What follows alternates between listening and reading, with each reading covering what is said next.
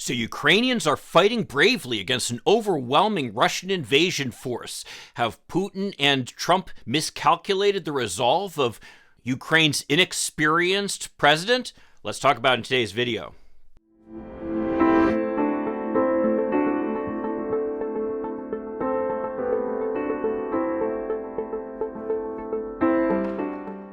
Hi, I'm Mike Greiner. I'm a lifelong Democratic activist who's concerned about the direction our country is taking.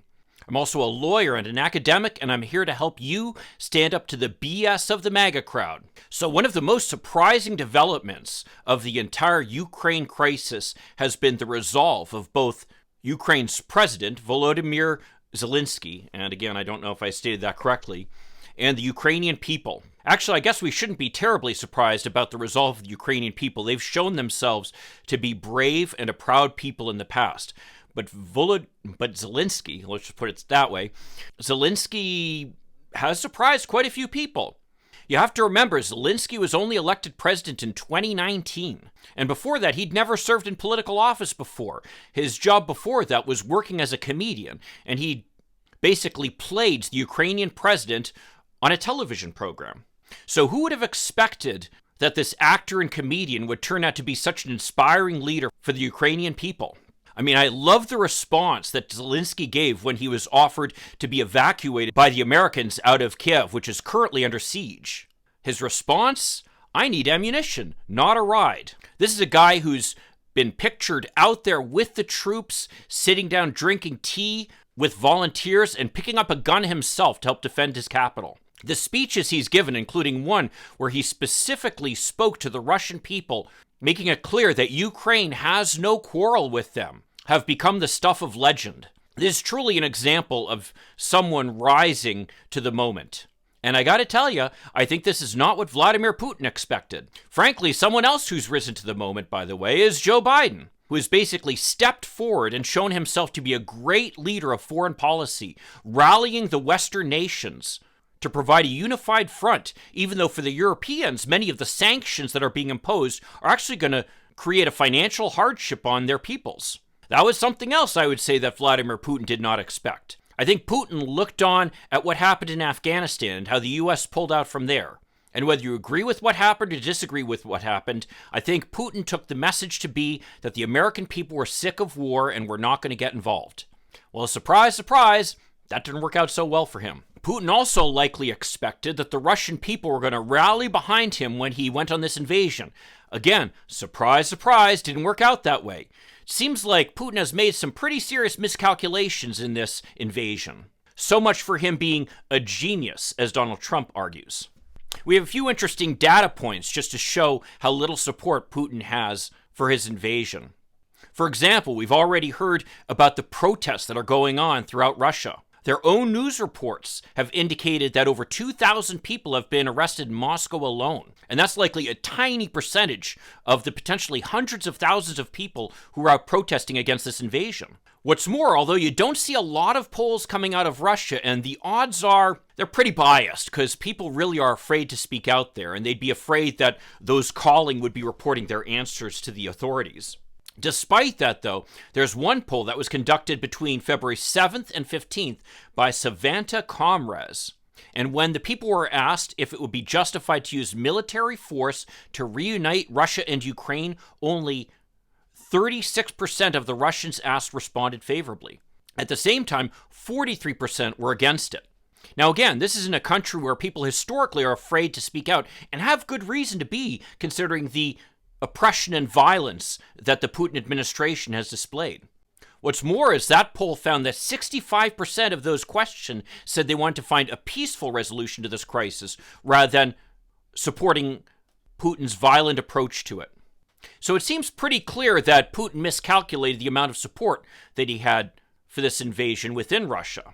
But what's more is it appears that Putin was relying on some flawed data that seemed to indicate that the Ukrainians wanted to be with Russia and that they would not fight against invasion. According to reports on the scene, it appears that the Russians are not making the progress that they expected, and in fact, Ukrainians are coming out of the woodwork to volunteer for military service.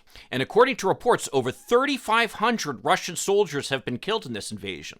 Who knows how long this will continue? I mean, Russia is a far, far bigger country than Ukraine. And although progress has slowed, most estimates are that ultimately the Russians will be able to take control of the country in one way, shape, or form. But as of this moment, when I'm recording this video, it appears that the Ukrainians are providing a formidable defense and are holding back an overwhelming Russian invasion. Very impressive. And probably probably very surprising to Vladimir Putin, who expected that the Ukrainians would greet the Russians with open arms. Indeed, there are some indications that there are even some cracks among Putin's governing coalition. Part of Putin's strength has been his ability to remain popular among a good portion of the Russian people. He has impressed both the Russian people and the oligarchs who support him as being a rational person and somebody who doesn't needlessly gamble with Russian interests. Well, that faith in him has been shaken pretty substantially. And as the New York Times reports, there are actually some indications of some cracks among his governing coalition. And that's entirely separate from what I was talking about earlier, about the protests and the questionable polling results. Now, you might be saying that Vladimir Putin's an autocrat and can do whatever he wants, but you have to remember, no leader can act on their own. They still need to have a group of supporters behind them.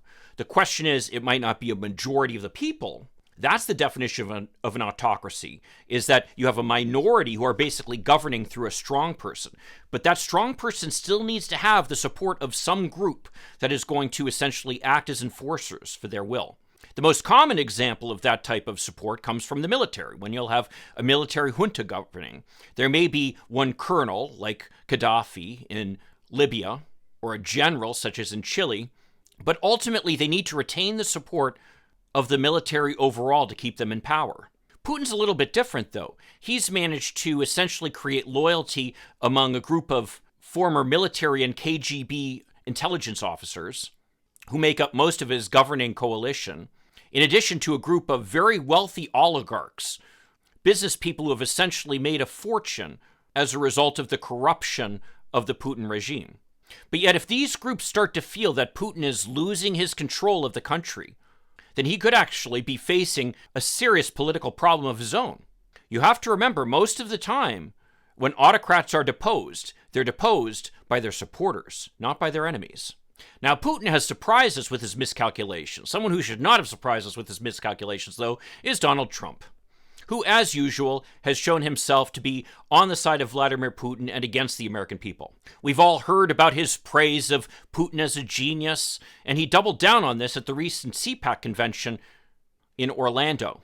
But really, none of this should surprise us. I mean, we have to remember the fact that back in 2016, when Donald Trump was running for president, he actually worked to get a provision in the Republican platform removed, a provision that supported selling weapons to the Ukrainian government so that they'd be able to stand firm against the Russians. And then, of course, we all know what happened in 2019, when Trump tried to extort this Ukrainian president, who's currently leading the resistance, essentially being willing to send the weapons to him that Congress had already authorized, only if he somehow supported Donald Trump's political agenda. That, of course, is what ultimately led to Trump's first impeachment. So we shouldn't be surprised by that miscalculation. But when you think about it within the context of this Ukrainian president was really a political neophyte, and that he was able to stand strong against the pressure that Donald Trump was exerting on him, maybe it's not so surprising then that we're seeing him rise to the occasion in the midst of this horrific invasion. Well, if you want to see another video, by the way, about how Donald Trump has messed up in foreign policy, check out this one here. His foreign policy gaffes have cost the United States more than once, and he's like a bad penny. He just kind of keeps turning up. Well, I'll see you then. In the meantime, let's hope for continued progress. Thank you.